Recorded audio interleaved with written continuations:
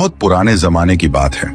एक बहुत ही खूबसूरत राज्य था जहां एक युवा राजा का शासन था। उस राजा का नाम देवेंद्र था। राजा देवेंद्र का विशाल महल पत्थरों से बना हुआ था और सोने चांदी के काम से सजा हुआ था। उनकी पत्नी महारानी मीरा बहुत ही सुंदर और सीधी सादी महिला थी। पूरे राज्य में सभी लोग उन्हें बहुत मानते थे। राजा देवेंद्र के महल में आज एक अजीब सी हलचल थी। आज उनकी जिंदगी की सबसे बड़ी खुशखबरी आने वाली थी। महारानी मीरा मां बनने वाली थी। ये उनका पहला बच्चा था और सभी के दिलों में खुशी की एक लहर दौड़ रही थी। राजा देवेंद्र की माता, जिन्हें राज्य में सब राजमाता कहकर सम्मान करते थे, आज उनकी आंखों में भी उम्मीदें चमक रही थीं। कुछ घंटों के बाद महल में एक चीख सी गूंजी और सचमुच महारानी मीरा ने एक बच्चे को जन्म दिया। मगर जब दाई मां ने उस नवजात को देखा तो उसकी सूरत देखकर उसके पैरों तले जमीन खिसक गई। न वह पूरी तरह इंसान था और ना ही कोई आम जानवर। दाई मां की रूह तक कांप उठी। महारानी मीरा बेहोशी की हालत में पड़ी थी। दाई मां ने कांपते हुए हाथों से बच्चे को गोद में उठाया और हैरानी और डर से उसे देखने लगी। राजा देवेंद्र जब बच्चे के पास आए तो उनकी आंखें फैल गईं। हे भगवान, यह क्या है?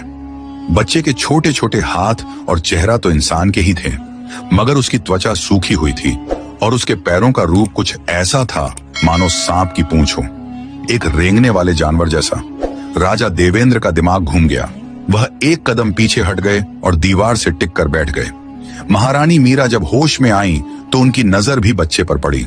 कुछ पल के लिए वह चुप रह गई। फिर एक दिल दहला देने वाली चीख उनके मुंह से निकल पड़ी। नहीं, यह क्या? ऐसा कैसे हो सकता है?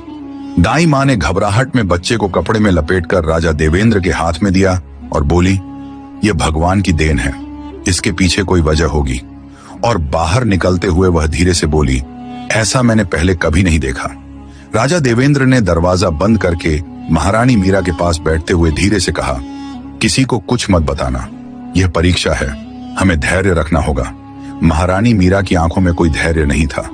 वहां सिर्फ डर, सदमा और एक ऐसा सवाल था जो बार बार चीख चीख कर जवाब मांग रहा था। यह हमारे साथ क्यों हुआ?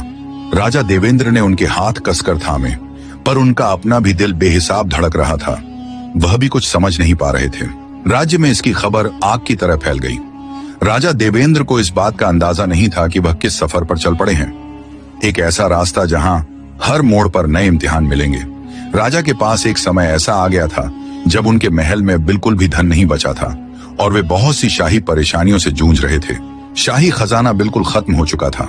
राजा देवेंद्र बस 24 साल के थे। राज्य की हालत कठिन थी। माता बीमार थी, पिता का निधन